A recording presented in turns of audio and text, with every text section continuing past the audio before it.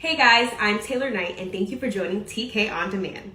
Today we will be joined by Chef Ana, a Mexican cuisine chef who's going to tell us all about Cinco de Mayo and what she plans on cooking in her kitchen. She's a viral TikTok chef, so let me tell you, she knows what she's talking about when it comes to food.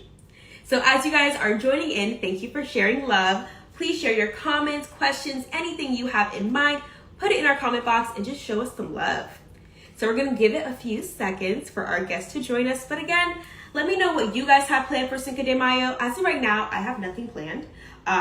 Just going to see what, Chef tells us, what we should cook, what we should get into, and we'll go from there. All right, here she is. Hello, Chef Ana.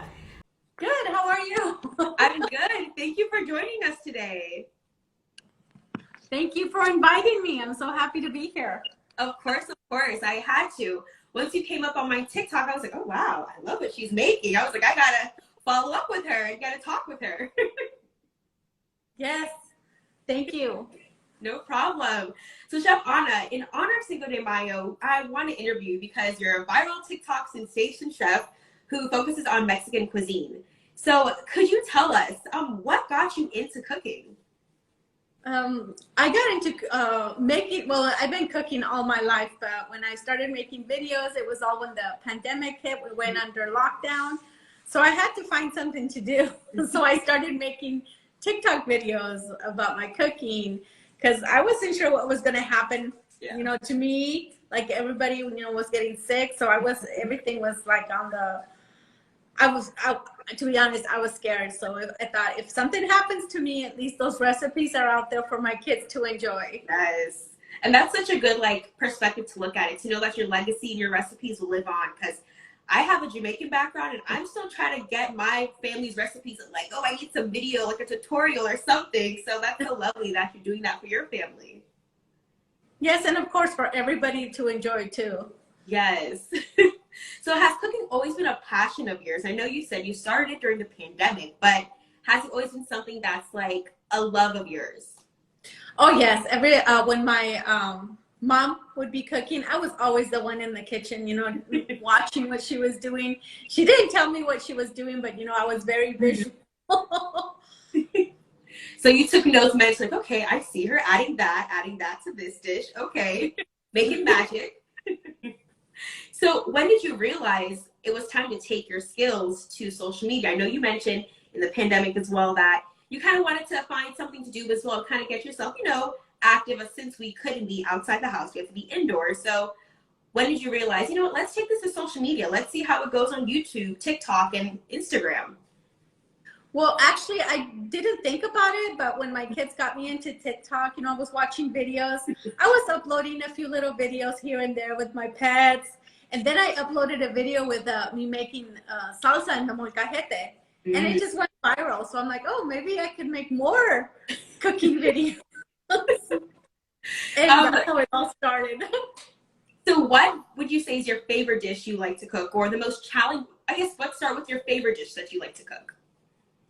Well, I have so many varieties because it all depends on what my kids and my family enjoys. Because sometimes I'll make something, my husband and I will eat it, but the kids, you'll just, But I personally love cactus, nopales, because they're delicious, they're healthy, and there's so many different ways of making them.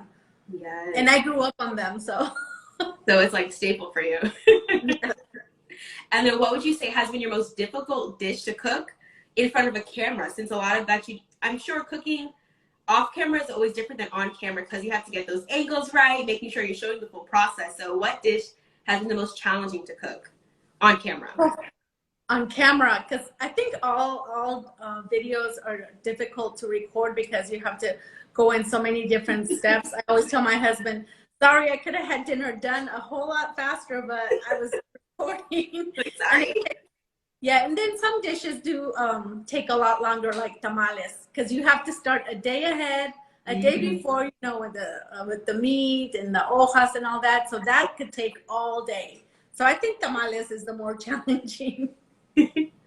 And we actually have a few questions coming in from guests. Our first question is, any modern takes or twists on Mexican cuisine that you apply to your dishes? Don't think I do. I do add make dishes. A lot of dishes I do make of my own special way, because, you know, there's different ways of preparing every dish. You just have to make it your own and, you know, kind of go with what you like and how you like to prepare it. And also the time that you have, because a lot of times, many of us don't have a whole lot of time to make everything from scratch. So I do take a lot of shortcuts sometimes.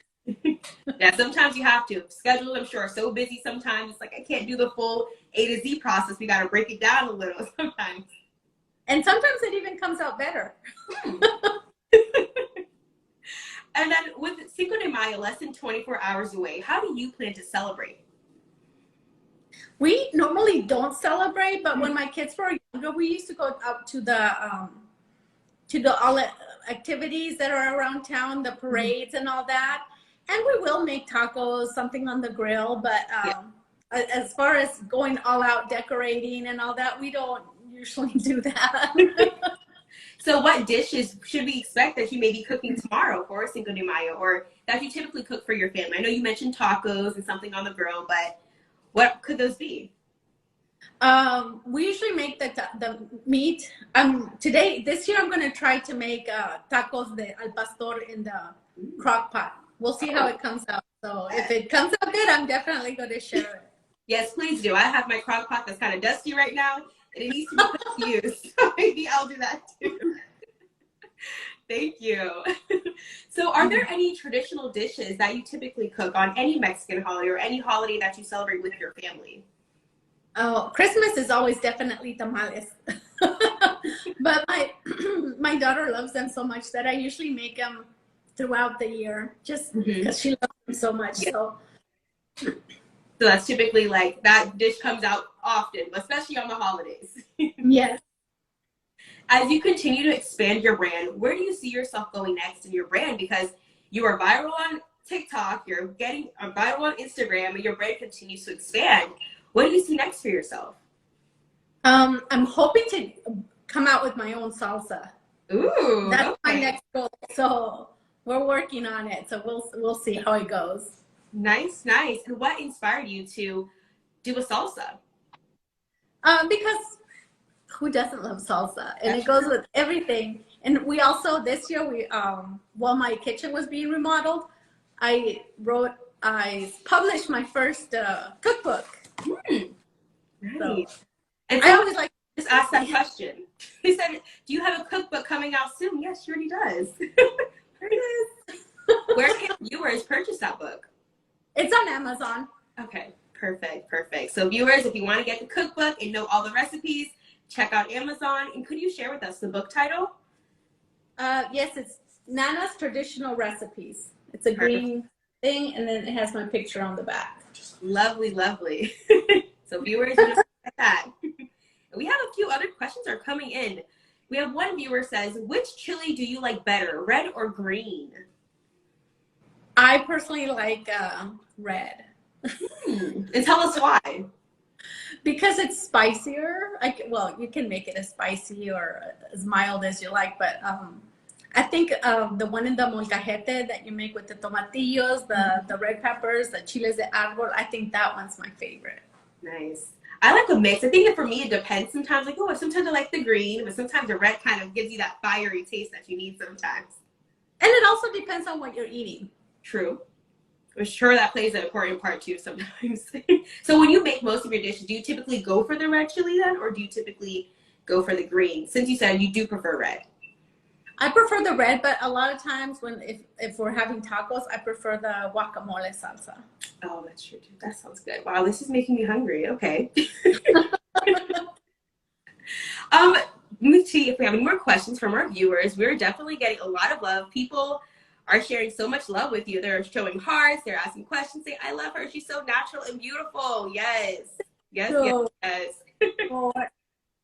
Is there anything else you want to share with our viewers about your cooking journey, about, the challenges you may have with being a social media, because in a sense you're an influencer now in the cooking industry. So do you face any challenges sometimes when it comes to, always in a sense being in the kitchen too, having to be ready to cook those new dishes that, keep your viewers engaged? I think the most challenging thing that I faced while doing this is, and and if you are new and starting, your own blog or whatever it is, if it's cooking or anything else, I'm a very shy person by nature, and I think being in front of the camera, that was the biggest challenge for me. And you just kind of got to go for it and overcome your fears. So I think that was the biggest challenge for me. And even though nobody was in the room with me, for some reason, being in front of the camera is just scary. Yes, I can understand that. I haven't shot something in like a week or so, and even coming on, so I'm like, oh, why am I getting nervous again? You do this all the time, but it still feels like the little fear still comes in no matter what. Yes, you just gotta go in there and do it. That's it. Just going there. But you seem so natural on camera, though. You're very natural. Like you're not stuttering. You're not like kicking. You're not going with my it. hand. Well, you're good at hiding it. You're good. And Mhm. I'm just looking forward to whatever it comes next. I'm very excited. My kids are very excited. They love it, and so does my husband, because he gets to enjoy all the delicious food. Of course. I would be excited too if I was in that house. I'm like, yes, mom's cooking again today, yes. Before we sign out, is there any other encouraging words you want to share with aspiring chefs out there who are trying to make it big, who are trying to, share those cultural dishes with their viewers, but maybe are struggling to? A lot of the videos that I uploaded, the ones that got the most views are the ones that I was so skeptical about posting. I was like, I don't want to post this. But, sometimes if you don't think about it too much and just do it, you could be surprised. Like which video that the lazy enchiladas. I just saw that one, and you're like, well, I'm going to show you. I was like, oh, okay. I wanted to post that recipe for the longest time, and then when somebody commented that we're lazy, I'm like, oh, this is my opportunity to do it. And it went viral because, I could understand with a lot of people, they want to make Mexican dishes, they want to make good dishes, but, everybody has different schedules. So I try to share videos that, that are just to, people that like to make it traditional, and then people that don't have a whole lot of time to prepare meals. But if you, like I said, if you're barely starting making your vlog and cooking or whatever it is, just kind of, don't think about it, just do it, because sometimes you can surprise yourself. And I totally agree to that. Sometimes you underestimate yourself, and you're like, wow, I really just did that. Like, wow, okay, pat on my back. And we have one more viewer said she should open a restaurant. Can we see a restaurant anytime soon? Maybe the next 5-10 years or so? Or are you thinking just social media as of right now is where it's at? Maybe a food truck. Oh, okay. My kids say, Mom, open a restaurant, I'll help you. But, they say that, but will they help Yeah, me? they're like, Mom, I'm a little tired today. I'm going to take a break. So I know that my youngest daughter is the one that's the most excited about opening a restaurant, because, oh my gosh, this would be good on the restaurant level. And she's my worst critic, because she's the most picky one. So when she likes something, I'm like, oh, this is good.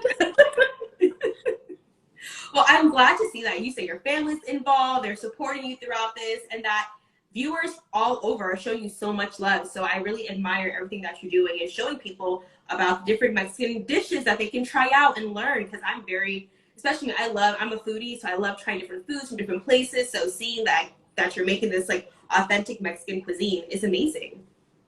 Thank you. Thank you, everyone, for all the love and support throughout the year. These last 2 years, you guys have made it so much better. Yes.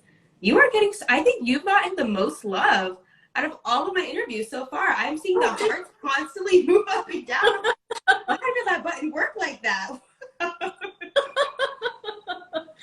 Well, I'm glad that you invited me, because I love sharing my story and inspiring others as well. Yes. Thank you so much for joining us today. I'm so excited to see what you make in that crock pot. I'm telling you, I'm bringing it down later right after this interview, so I can maybe make something too if that feels good. So thank you so much for taking the time and speaking with us today. Oh, thank you. You're welcome. And thank you so much for inviting me. No problem. Have a lovely day, and I can't wait to see what you do next. Yes. Thank you. Bye-bye. No problem. Bye.